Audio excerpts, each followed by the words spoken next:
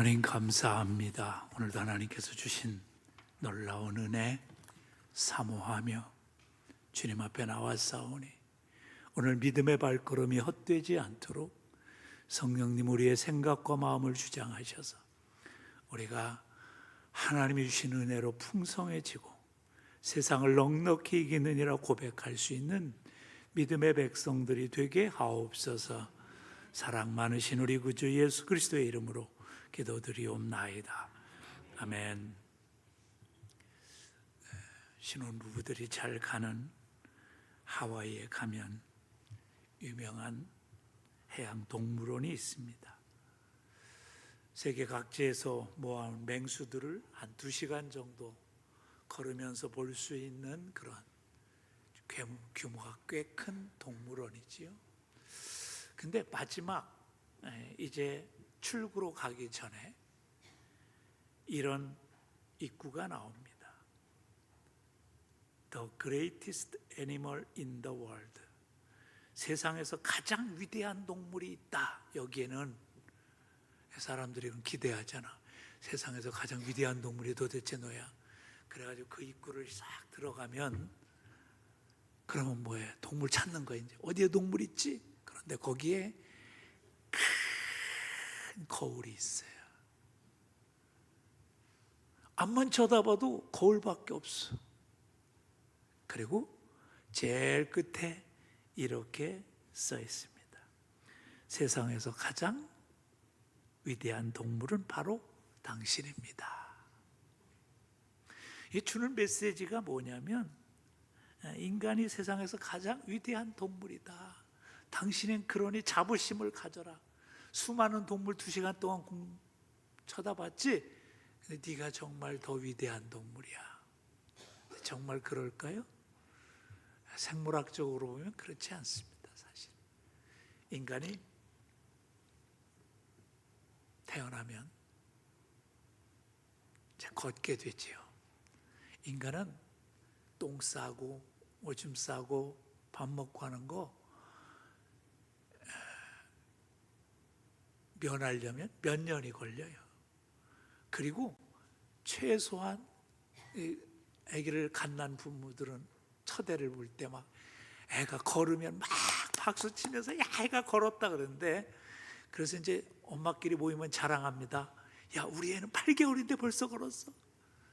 우리 애는 9개월에 걸었 이래요. 내 옆에서 송아지가 보면 기가 찬 거지. 야 나는 날 때부터 걸었다. 송아지는 날 때부터 걸어요. 뱃속에서 나오자마자 걸어. 뭐가 그렇게 대단해. 요즘에 100m 달리기를 하는데 적어도 막 100m를 9초 때 뛰어야 되는데 우리나라는 아직도 9초 때 뛰는 선수가 하나도 없어요. 그래가지고 엄청 속상해해요.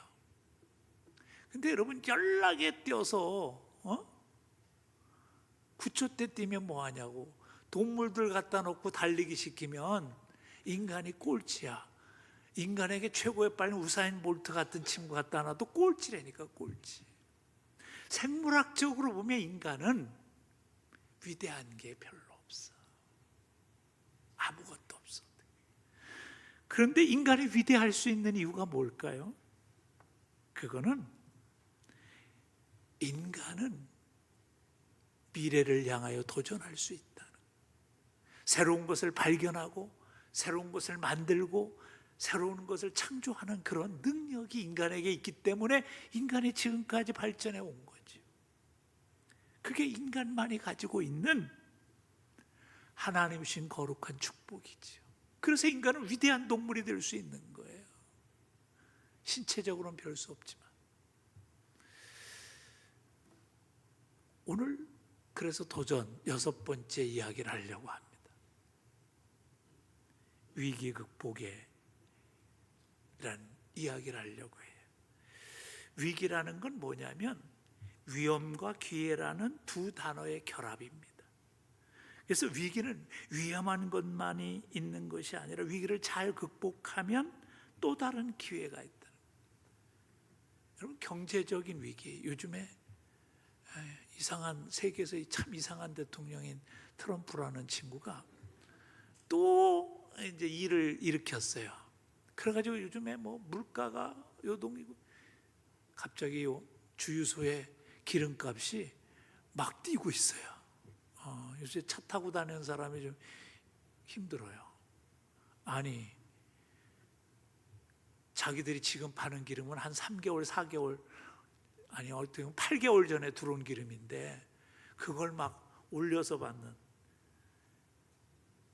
그래서 사실은 사람들이 힘들다고 그래요. 근데 여러분, 불경기가 왔다, 뭐 경제 위기가 왔다 그래도 그게 사실은 그렇게 문제가 될 건 아니에요. 왜? 아니, 몇 년 전에 코로나가 왔을 때 코로나가 옴으로 말미암아 회사들이 막 엄청나게 커진 회사들이 많아요. 어떤 회사일까요? 한번 생각해 보세요. 마스크 회사들 엄청나게 커졌습니다. 또 뭐예요? 여러분, 옛날에 없었는데 요즘은 뭐예요? 꼭 손 닦잖아. 그럼 거기다 뭐 쭉 날라가지고 이렇게 해서 손 닦는 거, 이 회사들 다 몇 배씩 다 컸어요. 어디 거기 보네요. 면역에 관해서 하는 회사들도 엄청 컸습니다. 그러니까 얼른 보면 위기는 그저 어려운 것 같은 상황인 것처럼 보입니다. 그런데 양면성이 있다는, 그걸 잘 대처하면 그것을 통해서 큰 기회를 얻을 수 있는 게 위기인 거죠. 그래서 이런 얘기가 있어요.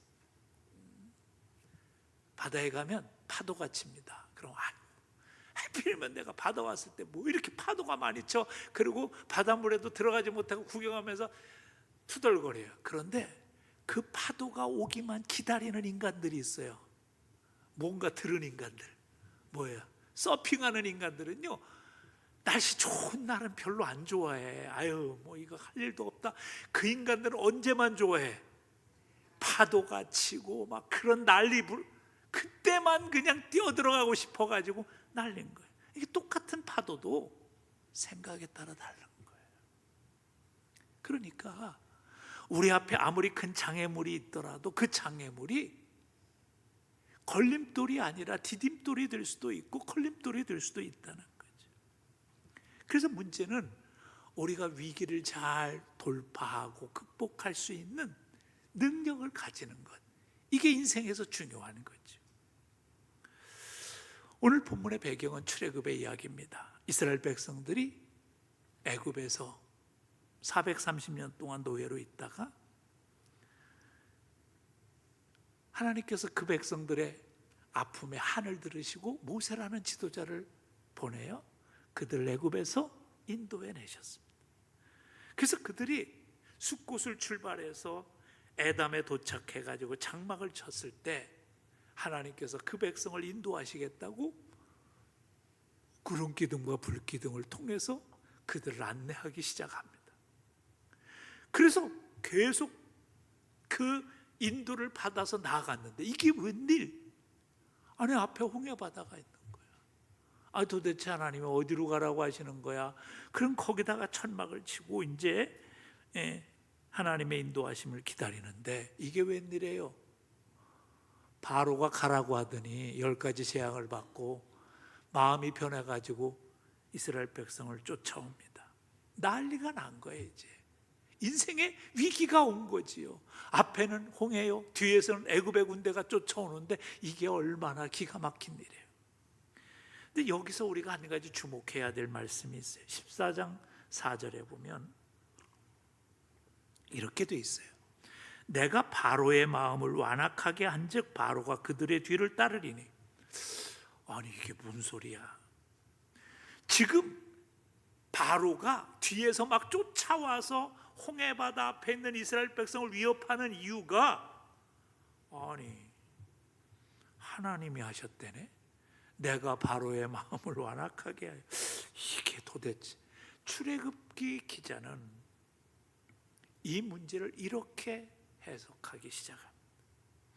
그럼 의문이 하나 생겨. 하나님이 왜 그러셨을까? 아니, 이스라엘 백성 지금 430년 동안 노예 생활하다 이제 간신히 벗어나서 하나님의 인도하심을 받아서 가나안 땅으로 가기 위해 소망을 갖고 나가는데 왜 그러셨을까? 아니, 노예 생활하다 하나님이 인도해 주시면 이제 그때부터 어떻게 해요? 구원받고 예수 믿기 시작했으면 그때부터 어떻게 해야 돼요? 인생이 그냥 평탄해서 하나님이 그냥 따뜻한 봄날을 좀 주셔야 되는데 그게 아니었다는 거니까. 그러면 뭔가 이유가 있다는 거예요. 이게 10절 오늘 본문에 보면 이런 말씀이 나옵니다. 이스라엘 자손이 심히 두려워하여. 그러니까 그들 속에 있는 본질적인 감정은 뭐냐면 이 두려움이었다는. 두려움이라는 단어는 아레라는 히브리어를 쓰는데 겁을 내다, 두려워하다, 경외하다 이런 뜻을 써요. 그러니까 이 본문을 좀 깊이 생각하면 이런 거예요. 아니, 이스라엘 백성을 풀어주지 않으려고 그렇게 집요하게 방해하던 바로의 마음을 10가지 재앙을 통해서 하나님께서 그들을 건져내셨어요. 그리고 이제 구름기둥과 불기둥으로 이 백성을 인도해 가시는데, 아니 애굽의 군대가 쫓아온다고 그걸 두려워하는 거야. 근데 가만히 생각해 보세요. 우리도 두려워할 거잖아. 여러분 하나님 믿어요, 안 믿어요? 좀 대답 좀. 하나님 믿어요, 안 믿어요? 믿어요? 근데 두려워해요, 안 해요? 해요. 이 얘기야 지금. 그것도 눈앞에서 보여주시고 계셔. 구름기둥과 불기둥으로 인도하시는 것을. 본문 13절에 보면 그래서 모세가 이렇게 얘기합니다. 너희는 두려워 말고 가만히 서서 여호와께서 오늘날 너희를 위해 행하시는 구원을 보라. 이 말은 뭐예요? 너희가 두려워할 건 바로의 군대가 아니라 하나님이셔. 그 하나님 너희가 믿냐? 이 말을 물어보는 거예요. 믿어봐라. 믿어봐라. 너희가 갖는 저 애굽을 두려워하는 건, 바로를 두려워하는 건 거짓된 두려움이라는 거예요. 속는 두려움이라는 거예요. 그건 진짜 두려움이 아니라는 거예요. 왜? 하나님이 계시기 때문에. 이 얘기를 하는 거예요. 여러분 신경정신과에서 아픔이란 단어를 이렇게 정의한다고 그래요. 실제로 또는 가능성으로 조직 상해와 관련해서 느끼는 감각적이고 정서적인 불쾌한 감정. 뭔 얘기인지 아세요? 손가락이 여기 펴졌어. 아파요, 안 아파요? 아파. 조직이 상했어. 근데 아파. 이게 아픔이에요. 그런데 가끔은 이래요. 나하고 친한 친구가 위가 아파가지고 병원에 갔더니 위암 초기라는 거야. 근데 갑자기 나도 그 얘기를 듣고 나서 배가 아픈 것 같기도 하고 안 아픈 것 같기도 하고 그래요. 그게 인간이에요. 아니 내랑 같이 맨날 친했던 친구가 갑자기 내가 막 갑자기 숨 쉬고 막 이렇게 지끈지끈하고 이 두통이 있더니 병원에 갔더니 뇌에 혹이 있다는 거야. 그 소리 듣고 났더니 나도 가끔 두통이 있는 것 같은데 오늘도 머리가 아픈가 이렇게 생각이 될 때가 있어요. 이걸 뭐냐면 가짜 아픔이라는 거예요. 유령의 아픔. 그러니까 내가 진짜 아픈 게 아니라 그 아픈 것처럼 느껴지는 마음 때문에 아파질 수 있는 거예요. 그래서 재미난 거기에 실증이 있어요. 어떤 노인이 50년 전에 다리를 잃은 노인이 있는데 어느 날 의사한테 와서 이렇게 하소연하더래. 발가락이 너무 아파서. 그 발가락이 아프다는 걸 느끼는 거예요. 사실 발가락이 없는데 이게 바로 거짓된 아픔이라는 거죠. 잘 생각하면 우리에게 이런 현상이 있다는 거예요. 두려움이 밀려오는데 그 두려움이 가짜 두려움이에요. 가짜 두려움. 그래서 독일의 요세푸스라는 학자가 자신이 살아오면서 느꼈던 두려움의 종류를 쫙 적었대. 대단한 양반이야 이 사람. 345가지의 두려움이 있더래 자기에게. 여러분 세보세요. 한번 집에 가서 노트에다가 난 뭐 때문에 두려워하나.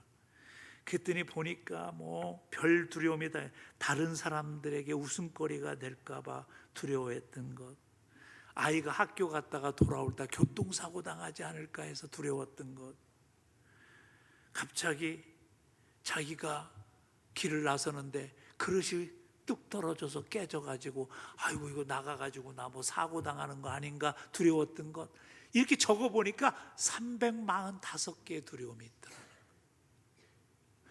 근데 이것을 책으로 써서 발표하려고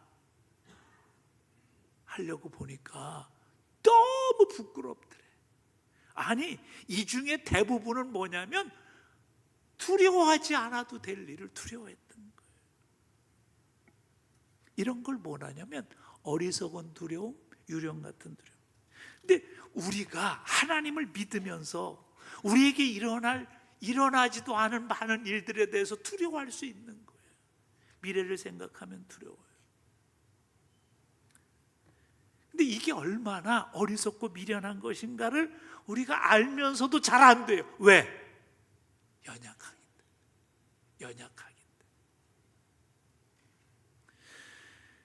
때문에. 미국의 워싱턴에 가면 링컨 대통령의 그 기념관이 있는데 거기에 성경이 보관되어 있어요. 그 링컨 대통령은 참 대단한 일을 한 사람이에요. 죽음을 무릅쓰고 노예 해방하고 전쟁, 남북 전쟁까지 해서 결국 노예 해방을 시킨 사람인데, 그분이 가장 애독했던 성경 구절이 있는데 그게 뭐냐면 시편 34편 4절이 그렇게 흔적이 많아요. 때가 많이 묻은 거예요. 내가 여호와께 구하매 내게 응답하시고 내 모든 두려움에서 나를 건지시리로다. 얼마나 두려움이 밀려왔으면 늘 이 말씀을 암송한 거예요. 내가 여호와께 구하며 내게 응답하시고 내 모든 두려움에서 나를 건지셨도다. 오늘 본문의 이야기는 그래서 이거예요. 출애굽 기자가 우리들에게 들려주고자 하는 이야기는 이거예요. 이스라엘 백성들이 하나님의 10가지 재앙을 봤어요. 그리고 바로가 굴복하는 걸 봤어요. 그리고 하나님께서 구름기둥과 불기둥으로 그들을 인도하시는 것을 봤어요. 그러면 하나님이 믿어지고 하나님을 더 두려워해야 되는데 그게 아니라 아직도 세상, 바로가 더 두려운 거예요. 여러분, 이게 위기였던 거예요. 그래서 하나님께서는 바로의 마음을 완악하게 하셔서 다시 이스라엘 백성에게 이 시험을 통과함으로 말미암아 온전한 믿음을 갖게 하시려고 하신 거죠. 여러분 한번 생각해 보세요. 내가 오늘날 두려워하고 있는 게 뭘까? 내가 뭘 염려하고 근심하고 있는가? 저 밀려오는 바로의 군대, 세상의 그런 모든 불명확한 나의 미래, 이것이 내게 밀려올 때 그걸 두려워하고 있지 않는가 말이에요. 하나님이 우리에게 위기를 허락하신 이유는 뭐냐면, 세상이 두려운 게 아니라 진짜는 하나님이 두려운 거다. 이걸 깨닫게 하시려고 하는 거예요. 그럼 우리가 이런 위기가 밀려왔을 때 어떻게 이 두려움을 이기고 우리가 나갈 수 있을까 하는 거예요. 오늘 본문에 보면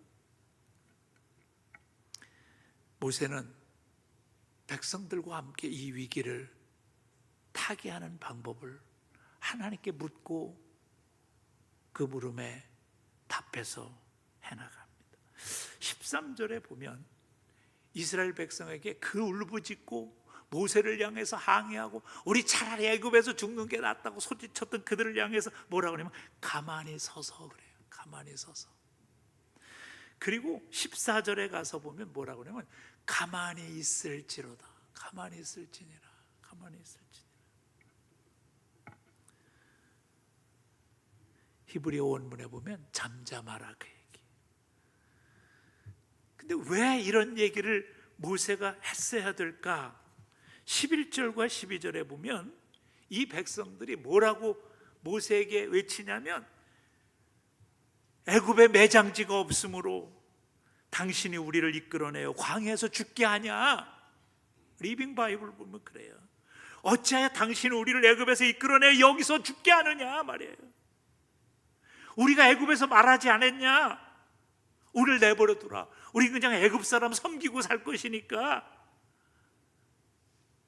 우리가 애굽에서 광야에서 죽는 것보다 애굽에서 차라리 살면서 수모를 당하고 비웃음을 당해도 노예로 사는 게 낫다고 하지 않았더냐. 세상에 이런 바보 같은 물평이 어디 있어요. 그런데 인간도 마찬가지예요. 어떤 위기를 당하고 어려움을 당하면 남 탓부터 합니다. 불평부터 합니다. 원망부터 합니다. 아무런 소용이 없는데도 그래서 서로 상처 주고 서로 아파하고 서로 고통스럽게 하고 그게 무슨 소용이 있겠어요. 근데 인간은 그렇게 합니다. 그러면 이 위기 속에서 가만히 있어, 좀 잠잠히 있어, 그렇게 말한 모세는 어떤 의미로 그렇게 말했을까요? 믿음을 좀 가져 인간아, 그 얘기예요. 좀 하나님 믿어봐. 하나님 살아계시다고 믿어? 그럼 좀 믿어봐, 이 얘기를 하는 거죠. 모세가 가만히 있으라는 얘기는 하나님을 좀 믿는 시간을 가져보라는, 안 믿어질 거야. 그러니까 좀 싸워봐. 마음속에 하나님 믿어야지, 하나님 믿어야지, 하나님 믿어야지, 그렇게 좀 해봐, 그런 거예요. 고린도후서 4장에 가서 보면 사도 바울이 참 헛똑똑이들인 고린도 교회 성도들, 하여튼 잘난 척 혼자 다 하고 예수는 자기가 잘 믿는다고 하면서도 제대로 믿지도 아니하는 이 고린도 교회 성도들을 향해서 답답해서 이 얘기를 합니다. 야, 우리가 이 보배를 질그릇에 가졌으니, 질그릇은 우리를 얘기하는 거예요. 거기에 보배를 가졌다는 거예요. 이는 심히 큰 능력을 하나님께 있고 우리에게 있지 아니함을 알게 하려 함이라. 우리가 사방으로 우겨쌈을 당하여도 쌓이지 아니하며 답답한 일을 당하여도 낙심하지 아니하며 박해를 받아도 버림받지 아니하며 거꾸로 뜨림을 당하여도 망하지 아니하고, 계속해서 얘기하는 뭐냐면 결코 우리가 망하지 않는 이유가 뭔지 아니? 우리 안에 보배가 있기 때문이라는. 이 보배는 복음을 얘기하는, 이 보배는 그 복음의 기초이신 예수님을 얘기하는. 너희 안에 예수님이 있으면 안 망할 거야. 걱정하지 마. 주님이 주인 되어주시면 내 인생 복된 인생 될 거야. 사도 바울이 답답해서 이 얘기를 하는 거예요. 그래 여러분, 우리는 어떻게 살기로 결정한 사람들이냐? 예수님을 내 마음의 주인으로 모시고 살기로 결정한 사람이에요. 그러면 이 예수님이 내 안에 계신데 뭘 두려워하는 거예요? 뭘 염려하는 거예요? 뭘 걱정하는 거예요? 그래서 모세는 얘기하는 거예요. 하나님이 내 인생 책임져 주시니 좀 잠잠히 있어, 가만히 있어, 좀 떠들지 말고 불평하지 말고, 그러는 거예요. 두 번째로 본문 13절에 보면 가만히 있으라고 한다면, 가만히 있으라면 우리가 잘 못 있어. 그러니까 이제 뭐라고 그러냐면 여호와께서 너희를 위하여 행하시는 구원을 보라 그래요. 구원을 봐. 하나님이 어떻게 역사하시는지를 좀 봐봐. 볼 줄 알아. 사실요, 우리가 신앙생활하면서 이거 믿음의 눈을 가지고 미래를 볼 줄 아는 능력이 생기면 끝난 겁니다. 근데 이게 잘 안 생겨. 그래서 뭐만 보여? 문제만 보여. 그 노래 중에 그런 게 있더라고. 난 너밖에 안 보여. 뭐 그런 노래가 있는데 그게 굉장히 내가 생각할 때 굉장히 그 철학적인 얘기더라고. 이게 인간이요, 연약하니까 뭐만 보여? 문제만 보여. 그게 커 보여. 뭐만 보여? 원수만 보여. 뭐만 보여? 실패만 보여. 뭐만 보여? 낙심만 보여.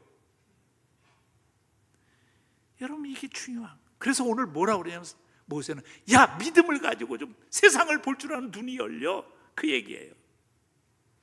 찬송가 240장을 보면 화니크로스라는 생후 6주 만에 앞이 안 보이게 된 여인의 노래가 나옵니다. 그는 육신의 눈은 멀었지만 믿음의 눈이 뜨여서 이 찬송의 가사를 적었어요. 주가 맡긴 모든 역사 힘을 다해 마치고 밝고 맑은 그 아침을 당할 때 요단강을 건너가서 주의 손을 붙잡고 기쁨으로 주의 얼굴 배우리. 나의 주를 내가 그의 곁에 서서 배우며 나의 주를 손에 못자국을 보아 알겠네. 다 보라요. 보라. 이 눈이, 육신의 눈이 안 보여서 한 발짝도 뛸 수 없지만 영적인 눈이 뜨이니까 뭐가 보여요? 주님의 손바닥이 보이고 주님이 내 앞에 보이고 주님의 얼굴이 보이고, 이게 믿음의 눈이 열린 자가 보는 거예요. 그래서 우리가 믿음의 눈이 열릴 수 있도록 하라는 거예요. 100여 년 전에 미국 시카고에 대화재가 일어나서 도시의 3분의 1 이상이 다 타버린 때가 있었어요. 그 모든 위기 속에 사람들이 절망해요. 미국의 주택들은 거의 목재로 지어지기 때문에 화재가 나면 홀라당 다 타버려요. 근데 거기에 그 폐허 위에 한 사람이 천막을 치고 이렇게 써서 이게 화재가 된 적이 있어요. 우리 가게는 이 화재를 통해서 모든 것을 다 잃어버렸습니다. 그러나 우리의 꿈은 아직 타지 않았습니다. 그래서 우리는 내일부터 정상 영업합니다. 대단한 거죠. 이 믿음의 눈이 있어야 일을 하는 거죠. 사랑하는 성도 여러분, 믿음의 눈이 있기 위해서 우리가 어떻게 해야 될까요? 우리 하나님의 백성은 절망으로 끝을 맺는 사람들이 아닙니다. 우린 낙심으로 우리의 인생을 마치는 사람들이 아니에요. 우린 뭐예요?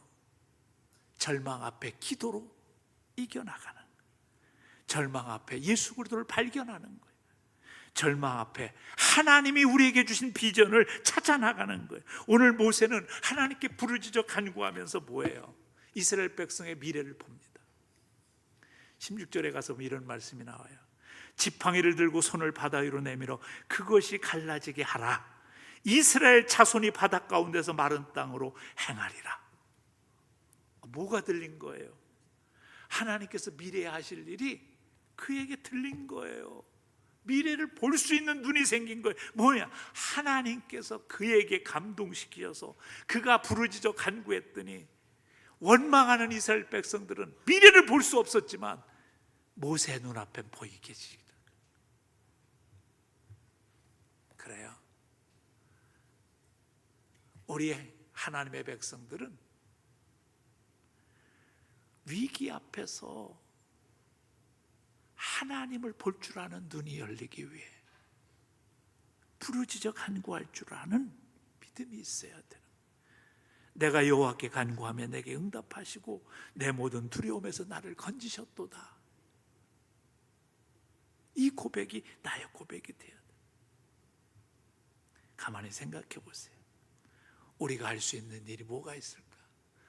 우리는 아마 보이는 것이 문제예요. 보이는 것이 어려우며 그래서 절망하고 낙심할 수 있어요. 그런데 이 어려운 시대에 우리가 할 수 있는 것, 하나님을 보는 거예요. 역대하 16장 9절에 보면 이렇게 말씀, 여호와의 눈은 온 땅을 두루 감찰하사 전심으로 자기에게 향하는 자를 위하여 능력을 베푸시나니. 누구를 향하여? 전심으로 하나님을 향하여 바라보는 자, 그에게 능력을 행하신다는. 그래서 여러분, 기독교의 역사는요, 기도하는 사람의 역사예요. 기도의 역사는 뭐예요? 믿음의 눈이 열린 자로 써여지는 역사예요. 우리가 2026년도 사순절을 맞이해서 또 다니엘 기도회를 합니다. 저는 이 기도회를 통해서 여러분이 미래를 두려워하지 아니하고 하나님이 주신 미래를 볼 줄 아는 눈이 열린 자들, 그래서 사도 바울처럼 내가 세상을 넉넉히 이기느니라 고백했던 그 고백을 담대한 나의 고백으로 삼고 살아갈 수 있는 믿음의 사람들이 되시기를 주님의 이름으로 축복합니다. 기도드립시다.